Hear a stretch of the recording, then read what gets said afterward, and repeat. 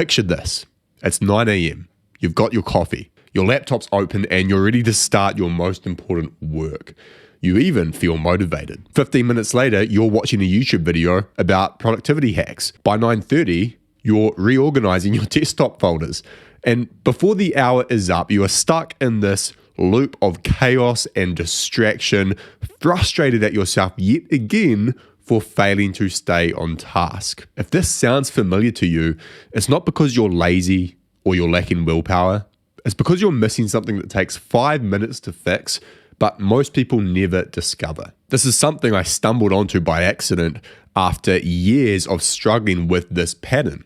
I would sit down, motivated to work, I'd start strong, and then I'd get completely derailed within 15 minutes. And one day I got so frustrated with this pattern that I said to myself, enough is enough. And I grabbed my notebook and I wrote down exactly what I was going to work on for the next hour. Instead of telling myself that I would simply write for the next hour, I wrote down a detailed, specific plan.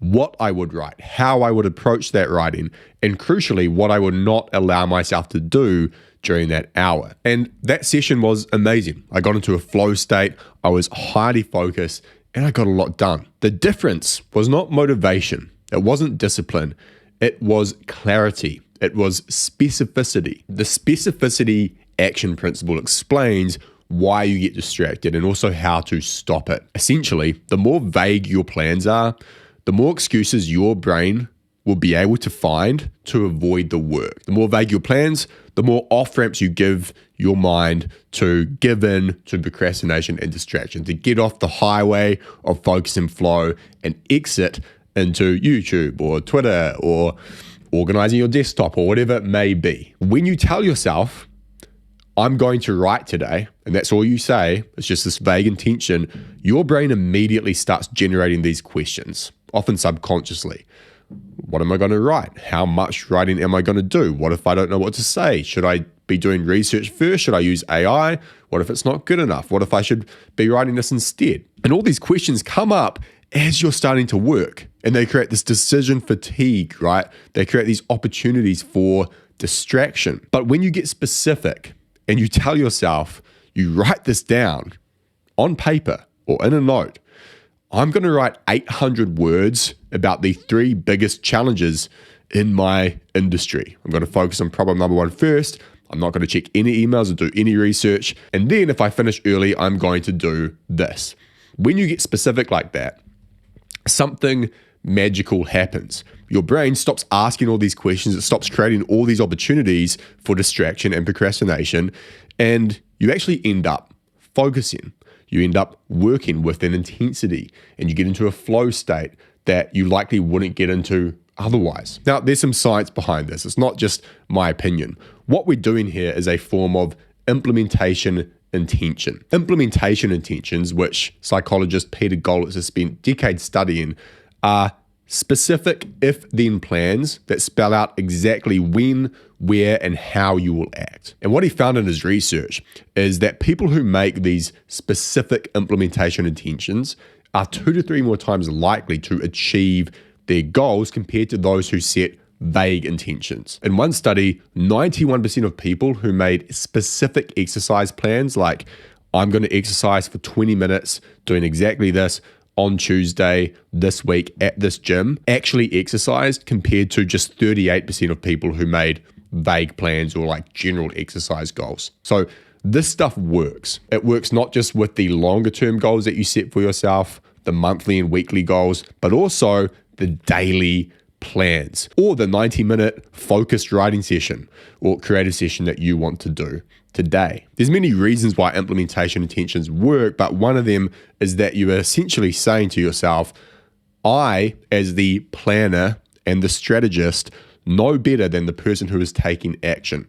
The operator, the person who's taking action, has less willpower than I do right now as the planner, and they're going to face all these distractions and they're going to face all these potential roadblocks and have all these questions.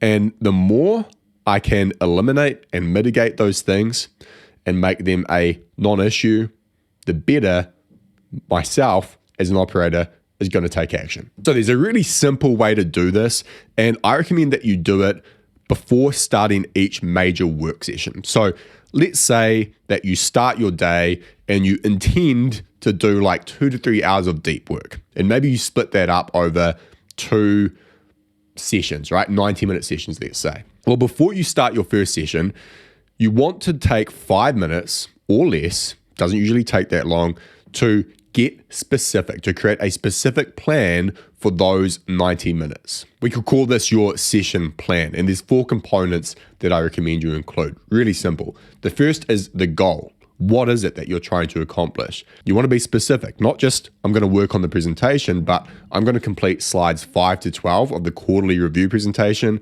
focusing on the quarter 3 performance data, for example. And this can just be 1 sentence. Next is the plan, right? How you will do this. And this doesn't need to be complex. It can be a couple of bullet points. It's just the flow of the work, right? So you might say, first, I'm going to pull the quarter 3 numbers from the spreadsheet.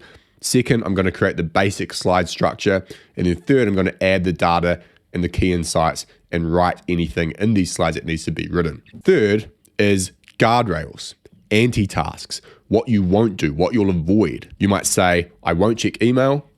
I won't research new presentation templates. I'm not going to reorganize my files. I'm not going to spend time thinking about which presentation software to use, right? And so you define these things in advance. You say, this is what I'm not going to do. If you're writing, you might say, I'm not going to use ChatGPT for research because I already have it in here. And all I need to be doing is writing, right? Focused, full screen, no other windows, just writing. You want to define this. You want to put it on paper before you start your session. And then finally, and this is sort of an optional step depending on the task, you might want to write an if-then plan. So what happens if you've dedicated 90 minutes to this and you finish early, like at 50 minutes? What do you do then? Do you just end the session early, or do you then move on to a subsequent task? And you want to think about this because sometimes you might get to that 50 minutes and you're energized and you're focused and you're in flow. If you haven't defined that next step, it can be very easy to just let that all dissipate and fall into distraction. But if you've defined that next thing, then you can leverage the energy and focus and funnel it in to the next task. Sometimes you might just want to end the session early, and that's fine too, but you want to define that, right? So I want to give you 3 examples of how you might apply this with different types of work, right? The first example is creative work. So let's say you're writing. My goal might be to write the first draft of my productivity mistakes blog post, and my target is 1,200 words, okay? My plan is to start by spending 10 minutes brain dumping all my ideas about productivity mistakes onto paper. Next, I want to pick the top 5 mistakes and outline the post structure. Next, I want to write the introduction, 2 paragraphs max. Then I'm going to write 1 section at a time, starting with the mistake I'm most excited about. And I'm not going to edit as I go. I'm just going to get words on the page. I've got the plan, and then I might have some guardrails, right? So no research during writing. I already know enough to write this post. Research will be a form of procrastination, and it will likely come, if I'm uncertain or I'm doubting myself. No checking social media, email, or Slack. No switching between different documents or apps. No editing until the entire first draft is complete.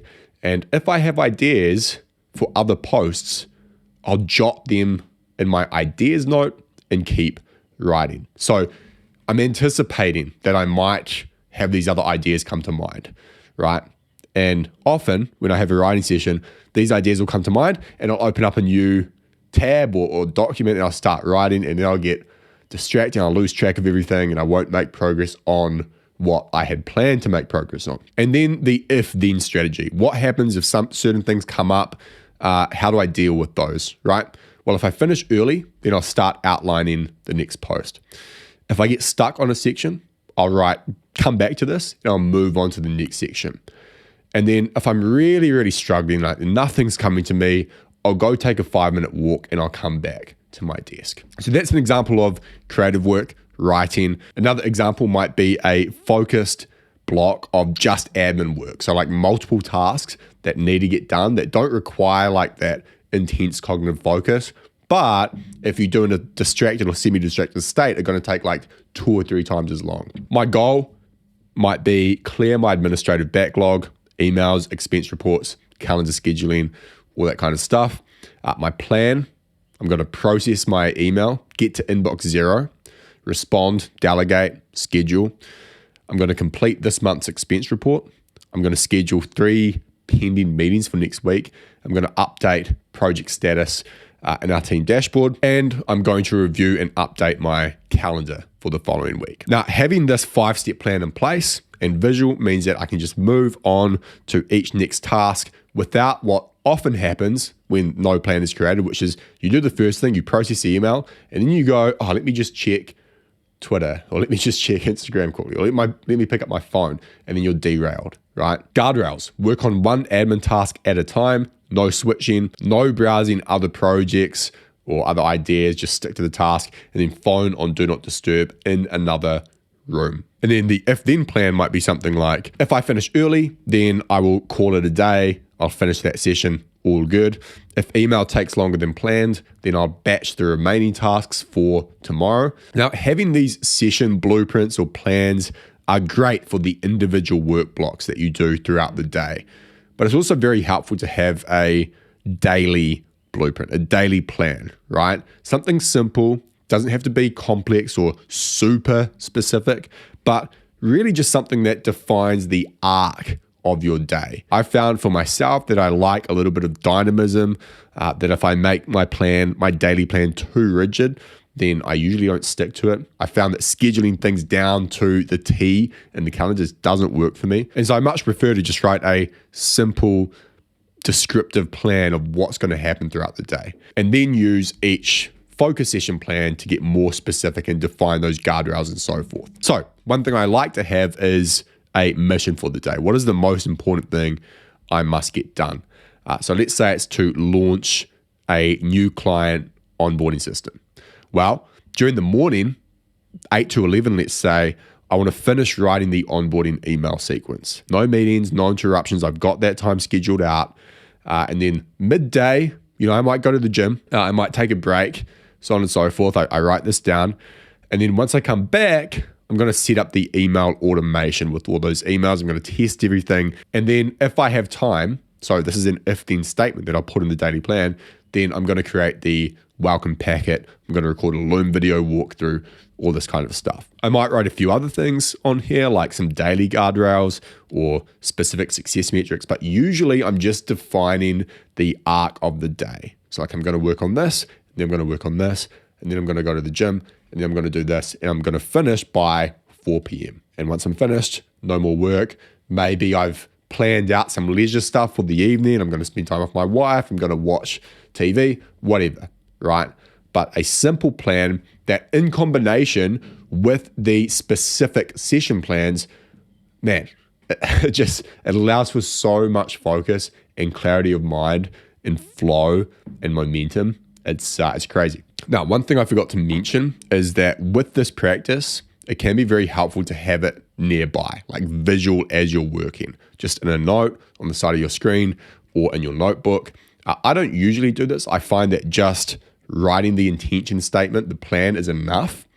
But you might find that if you still feel like you get thrown off course or you get distracted, having it in front of you visually so that you can follow the plan, you can avoid the anti-tasks, the distractions, that it can be quite useful. Now, really quick before I end this video, I want to answer what I think might be some objections to this tactic. The first is, well, doesn't this kill spontaneity and creativity? Like, if you get too specific and plan everything out, what about those sessions where you just want to let things flow and see what happens and ideate? And totally, I get it. But I don't think this kills creativity at all. I think it does the opposite. It's a constraint.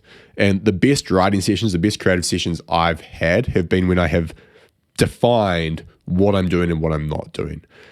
Now, am I defining the specifics of what I'm going to write? Like, for example, this video, this script, when I did the first writing session, was I like, here's the outline, here's what I'm going to write, so on and so on? No, it was simply, I'm going to write for 90 minutes on this topic. I'm going to try and write 2,000 words in that 90 minutes. But I didn't know how it was going to be structured. I just had this vague idea. So it still gave me a ton of room to be creative. All I was doing was defining the goal and then what I was going to avoid, what I wasn't going to do so that I could stay focused. So I don't think it kills creativity at all. And when you look at the habits and routines and lives of creative people, they're usually quite structured and they implement these kind of constraints for themselves to prevent the worst parts of their nature coming through. The second objection is, well, I don't have time for all this planning. I just need to do the work. I think this is a terrible objection because you probably lose a ton of time to distraction, to procrastination, to lack of clarity, to making all these decisions and micro decisions while you're trying to work. And by taking 5 minutes before a session to get clear on what it is you need to work on, you save a ton of time on the back end. Not only do you save that time, you usually end up focusing with a high level of intensity. And so you not only get more work done, but you get better work done. Because as knowledge workers, as people who do creative work, there's a power law where, one session is not the same as another. You can have an hour where you write 1,000 words, and those 1,000 words are like 10 times better than what you wrote yesterday. And so you want to create the conditions for those flow states to happen so that you can do your best work. One of the ways you do that is what we've just talked about, right? So you do have time to do this planning, and it is essential that you do it, in my opinion. Final objection, my work is too unpredictable for this. Like my days, I'm reacting to a lot of stuff. I can't just plan everything out. Sure, I get it. You can't use this tactic for everything, right? But where you can, where you've scheduled in your calendar, I'm going to work on this project. I'm going to spend time thinking about my strategy for the next 3 months. I'm going to write this memo. I'm going to do this. That's when it becomes useful, and that's when you should use it. So you don't need to use this for every single hour you spend working. I don't think that's how it should be used.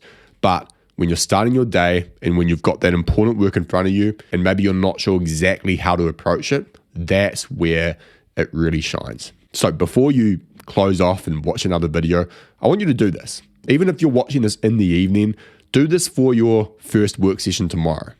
I want you to write a session plan, right? Take an important task that you're going to work on, write down a goal. What is the specific thing you'll accomplish? What is the plan? The 3 to 5 or maybe more steps that you will follow during this session. What are the guardrails? What are the anti-tasks? What are the things you want to avoid, right? Detail these out. Is it social media? Is it your tendency to get stuck in research or pseudo work? Write those out, define them, declare them. And then any if-then statements. If I finish early, what am I going to do? If I get a phone call, what am I going to do? How am I going to get back on track? Anticipate what might get in the way and then have essentially an algorithm for dealing with it, right? If this happens, then I do this. If this happens, then I do this. And that's it. No complex system. Just write it down in your notebook or on Apple Notes. It doesn't matter where. Keep it simple, make it specific, and then pay attention to what happens as a result. Notice how much easier it is to get started on your work, to stay focused, and notice how much more satisfying it feels when you finish that session. So, hope this has been helpful for you. Thank you for watching, and I'll see you next time.